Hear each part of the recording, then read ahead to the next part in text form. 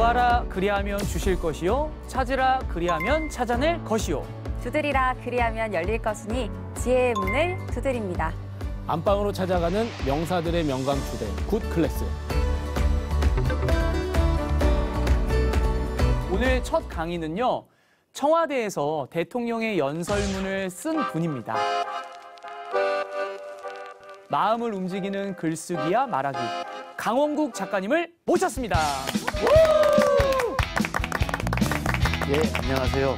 강원국 작가입니다.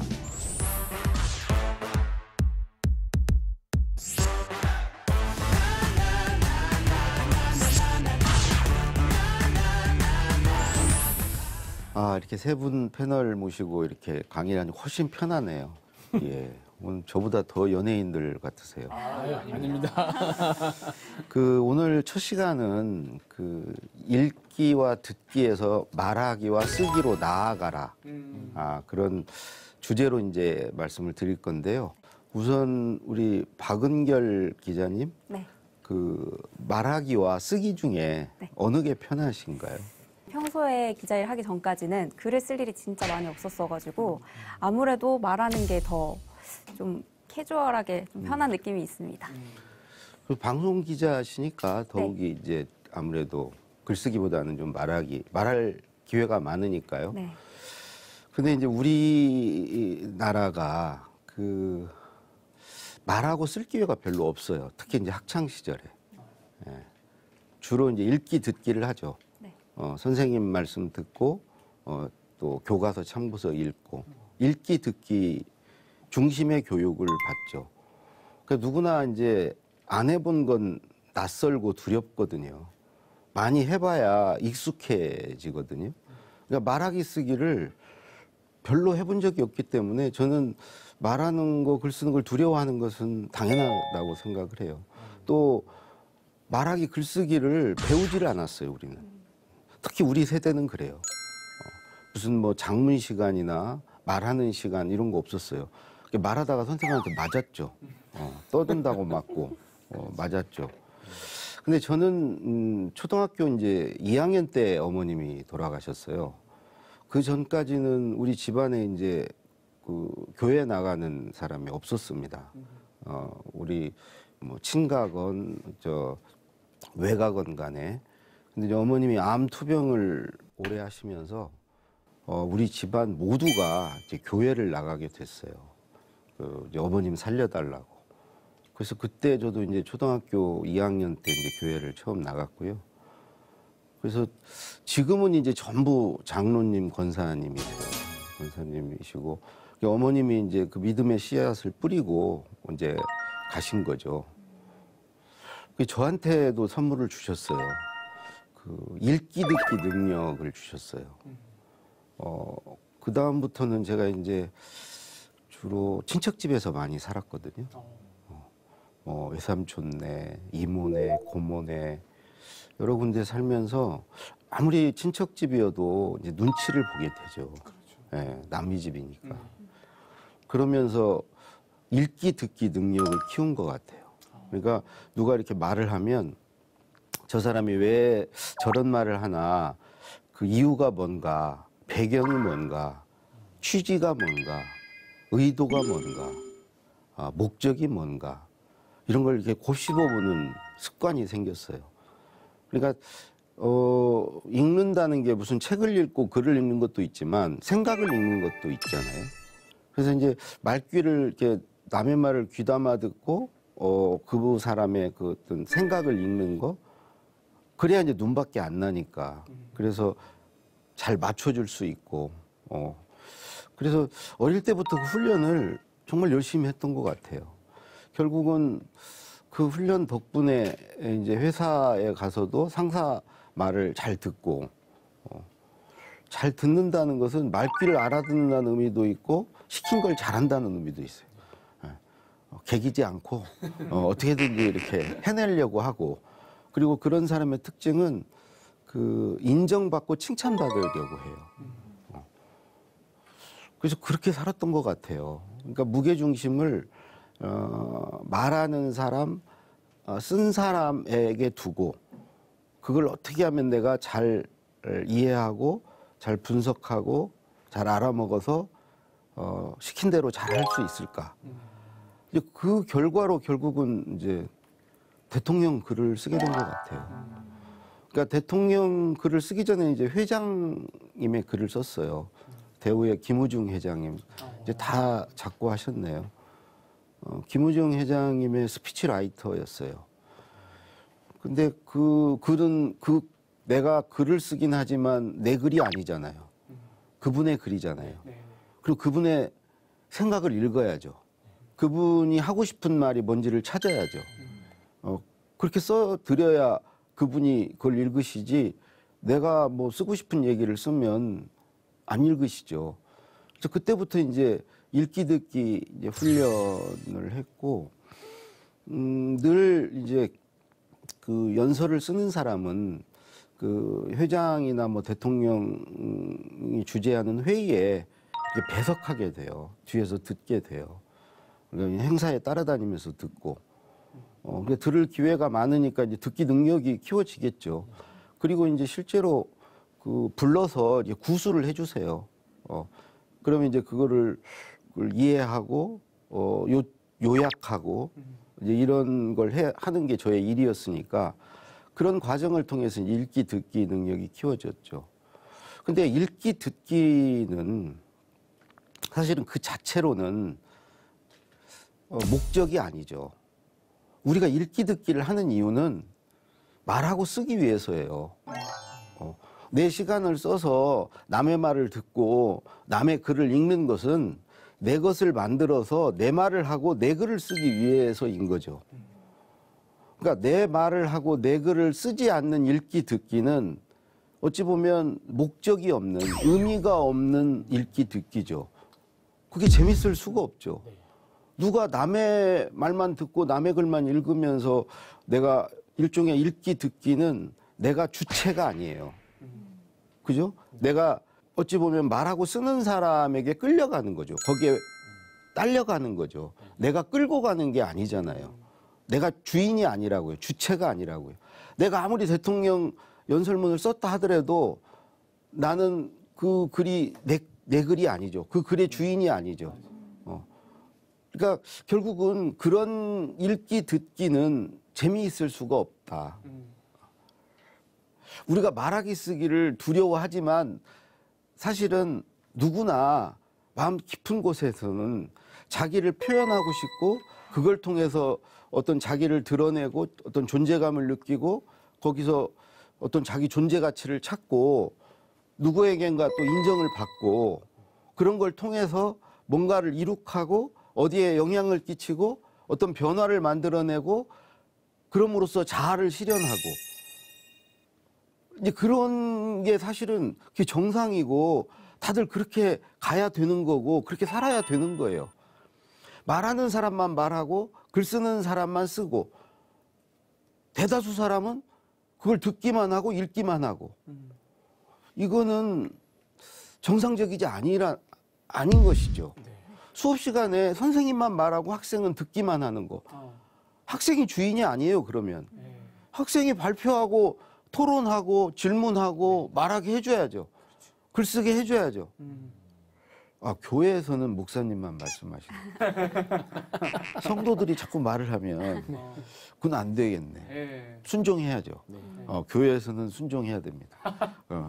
목사님 말씀 듣다가 뭐 이의 있습니다 이러거나 자기 의견 있습니다 이런 거 질문 있습니다 이러면 안 되죠. 예배 볼 때는 들으시고 그거는 순종해야 됩니다. 근데 우리가 평소에도 어디를 가면 힘 있는 사람, 가진 사람, 회사에 가도 보니까 회장, 사장님 또 임원, 그 밑에 뭐 부서장들은 말을 많이 해요. 나머지는 전부 들어. 말할 기회가 별로 없어. 그리고 저도 이제 책을 쓰지만 뭐 저자나 칼럼니스트나 우리 조래훈 우리 작가시죠. 책도 썼으니까 이제 그 칼럼도 쓰신다면서. 아니 쓰는 사람은 쓰고 그걸로 돈도 받아. 기고료 받고 인세 받고 돈도 벌어. 근데 읽는 사람한테 돈 줘요? 읽는 사람은 돈을 내고 해요. 내고. 왜 그러냐고요. 왜? 그러니까 저는 누구나 공평하게 평등하게 말하고 쓸 권리가 있다. 다만 자기가 그러려는 의지가 있어야죠. 내가 주인으로 살고 싶은 마음이 있어야죠. 그래서 읽기, 듣기에서 말하기, 쓰기로 우리가 확장해야 된다. 물론 읽기, 듣기를 해야 말하고 쓸 수 있어요. 읽기, 듣기 없이는 말하고 쓸 수가 없죠. 그러니까 입력이 있어야 출력이 가능하거든요. 읽기, 듣기는 입력이죠. 그래야 이제 출력이 돼요. 근데 읽고 듣는 거 먹기만 하고 배설하지 않으면 몸도 건강하지 못해요. 먹으면 싸야죠. 근데 읽기 듣기만 하고 말하기 쓰지를 안 하면 우리 정신의 어떤 균형이 저는 깨진다고 생각해요. 정신의 신진대사가 원활히 이루어지지 않는다. 우리 인간은요, 사실은 언제부턴가 이게 말하고 쓰는 걸 이제 두려워하고 자꾸 피하고 그렇게 됐지만 원래는 뭐 수십만 년 전에도 동굴에 말이 없을 때, 언어가 없을 때 동굴에 벽화를 그리고 그러면서 자기를 표현하려고 그러고 했었죠, 원래. 그래서 저는 아주 어렸을 때에 보이는 모습들이 그 친구들은 뭐 이렇게 말하는 거, 뭐 이렇게 낙서하고, 물론 이제 문자를 모르니까, 글을 모르니까 이제 뭐 그림이나 뭐 이렇게 그래서 뭐 표현을 하잖아요. 엄마한테 그러다 이제 맞잖아요. 막 벽에다가 막 뭘 그리고 쓰고 막 하면서. 원래 그 인간은 가만히 놔두면 그렇게 그걸 하고 싶어 하는 존재예요. 그리고 이게 읽기, 듣기는요, 남이 만들어내놓은 것을 소비하는 행위예요. 그렇죠? 남의 것을 내 것으로 옮겨놓고 내 소유를 늘리는 행위예요. 선생님 말씀, 선생님이 갖고 계신 것, 책에 있는 것을 내 쪽으로 옮겨서 내 지식을 늘리는 거죠. 내 소유를 늘리는 거죠. 그렇지 않습니까? 네. 그리고 그건 내가 만든 게 아니잖아요. 누군가 만들어 놓은 걸 그냥 소비하는 거에 불과하잖아요. 그러니까 이거는 어찌 보면 읽기, 듣기는 약간 이기적 속성이 있는 거예요. 나를 이제 위한 거죠. 남에게 베푸는 일은 아니죠. 네. 그렇지 않습니까? 그러면 이 읽고 들었으면 이걸 자기 것을 말하고 씀으로써 공유해줘야죠. 남을 도와야죠. 공유해줘야죠. 근데 원래 인간은 그런 원래 소유보다는 공유해서 더 즐거움과 행복을 느끼는 존재예요. 옛날에 지금은 뭐 이렇게 자본주의 사회니 뭐니 해가지고 막 자기 걸 챙기고 소유를 늘리려고 그러고 그러지만 옛날에는 서로 나누고 베풀고 도우면서 살았죠. 그게 왜 그러면 인간 생존에 훨씬 유리한 거니까. 그랬을 때 우리가 생존에 유리했기 때문에 우리 유전자는 이제 그런 거에 더 원래 맞는 거죠. 그래서 우리가 아는 것을 친구들한테 알려주고 설명해주고 내가 이거 시험에 나올 것 같아. 이거 내가 모른다고 그러는데 설명해줄게. 그럴 때 기분이 좋은 거예요. 남을 도울 때, 내 것을 공유해줄 때, 내 것을 베풀 때. 베풀기 위해서는 근데 내가 가진 게 있어야 하잖아요. 그러니까 역으로 베풀기 위해서 공부를 해야 되거든요. 그런 읽기 듣기는 보람도 있고 재미도 있고 의미도 있는 일이 되거든요. 근데 이제 학교에서 읽기 듣기의 끝이 말하기 쓰기가 아니고 시험이었다는 거죠. 시험도 나를 위한 거예요. 내가 잘 봐야 돼. 내가 등수가 높아야 돼. 남보다 나아야 돼. 그럼 남이 못하면 내가 잘하는 게 돼. 남의 불행이 내 행복인 거예요. 그러니까 그걸 향해서 가는 게 공부였어요. 그러니까 공부 과정도 그렇고 공부의 끝인 시험도 그렇고 즐겁지가 않은 거예요. 행복하지가 않은 거예요. 그러니까 공부가 재미없는 거예요.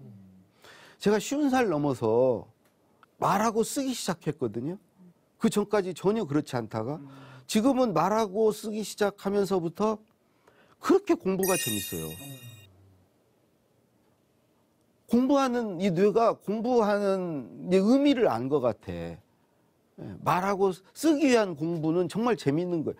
어디 이렇게 이제 밖에 외출했다가 저는 이제 차 타고 들어오는 길에나 이렇게 이어폰으로 그 강연 듣는 거, 강의 듣는 거 되게 재밌어 해요. 근데 집 앞에 왔는데 이제 강의가 안 끝났어. 그 상태로 들어가면은 10중 8구 끝까지 못 들어요. 와이프가 되게 싫어해요. 내가 지금 방금 뭐라고 그랬어? 당신 지금 뭐 하는 거야? 귀에다 뭘 꽂고 있어? 지금 빨리 씻고 와서 빨리 밥 안 먹어? 막 이러거든요. 그러니까 집에 안 들어가고 저는 문 앞에서 들어요. 어쩔 때는 30분, 40분 서서 들어요. 듣는데 계속 카톡으로 너 지금 어디야? 어? 지금 어딘데도 어딘지 떠난다고 왜 안 들어와? 막 계속 카톡이 반말해요. 우리가 1살 차이예요. 이야. 그럼 막 이제 들킬까봐 문 열면 이제 들키잖아요. 그럼 진짜 혼나거든요. 그러니까 막 가슴이 두근두근 하는데도 이거를 끝내지를 못해. 너무 달아서 이걸 끝까지 듣고 싶어서. 공부가 그렇게 재밌다고요.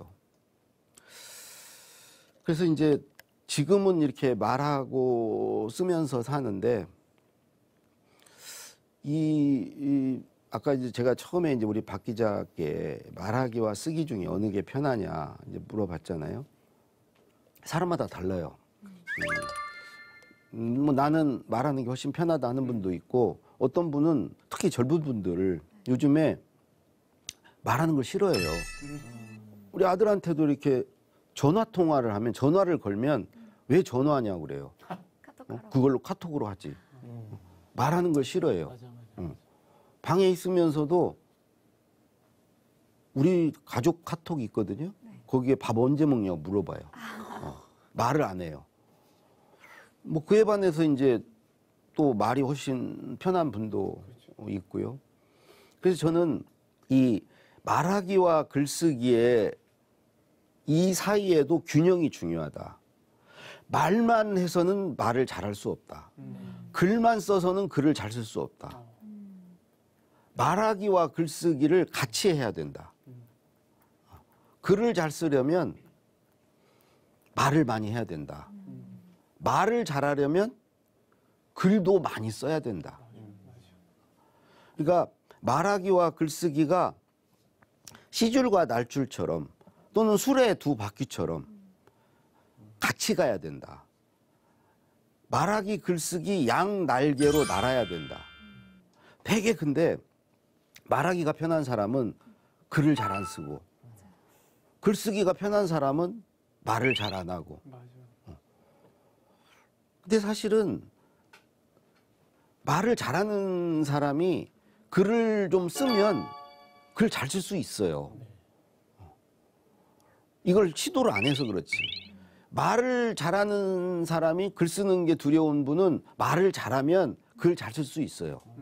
글을 안 써서 그렇지. 근데 둘 다 어려운 분은 사실 방법이 없어요. 둘 다 어려운 분은. 예. 근데 그런 분은 제가 볼 때 없어요. 우리가 뭐 태어나서부터 처음에 이제 듣기로 시작해서 그 다음에 이제 말하기 하고 그 다음에 읽기 하고 그 다음 쓰기 하고 뭐 늘 해왔던 게 이 네 가지인데 말하기 쓰기 중에 어느 거 하나는 잘할 수 있다는 거죠.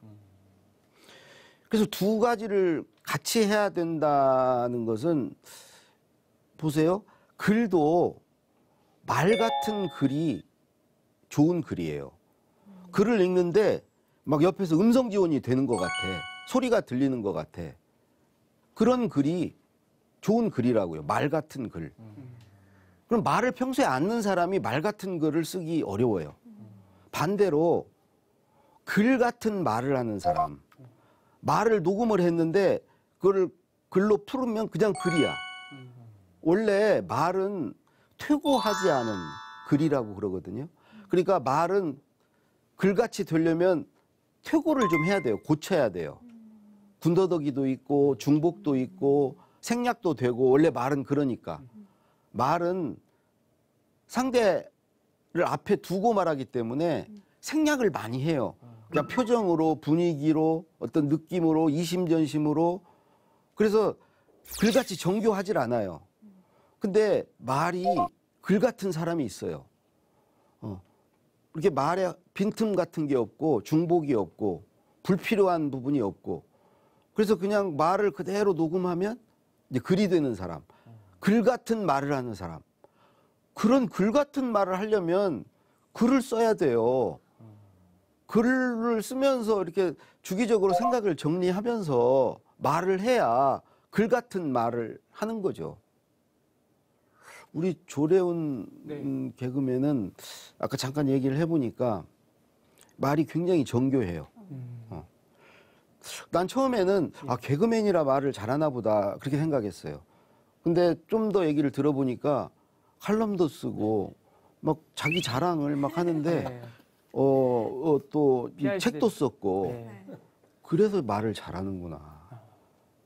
그래서 저분의 말이 글 같은 말을 하는구나. 누구나 마찬가지예요. 그러니까 말하기와 글쓰기를 병행하셔라. 아, 병행해야 된다. 간단해요. 글 쓰기 전에 한번 말해보는 거 좋고요. 또 말한 뒤에 말한 내용을 글로 한번 정리해 봐도 되고요. 그래서 말하기, 글쓰기를 이렇게 왔다 갔다 하면서 하는 게 좋겠다. 그래서 오늘 이제 크게 보면 두 가지 얘기를 말씀을 드렸습니다. 읽기, 듣기에 머물지 말고 말하기, 쓰기로 나아가라. 그리고 두 번째는 말하기, 쓰기도 균형을 맞춰라. 한쪽에 치우치지 마라. 이게 우리가 말을 잘하고 글을 잘 쓸 수 있는 가장 기본적인 방법이다. 예. 오늘 이 말씀을 드렸고요. 이제 질의응답 질문을 좀 받겠습니다. 이거 힘들게 나오셨는데 그래도 뭐 건져가는 게 있으셔야지. 예, 이렇게 듣다 가면은 네. 그 읽기 듣기에서 그치는 거예요. 예, 말을 해야죠. 이런 너만 말하냐? 나도 말 좀 하자. 응?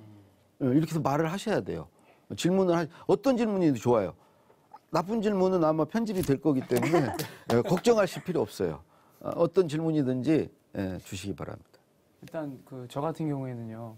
말을 하는 직업이고 사람들한테 이 말을 통해서 웃음을 전달하는 이제 직업을 가지고 있는데 저도 이제 글을 쓰면서 글이 너무 많이 막힐 때가 있어요.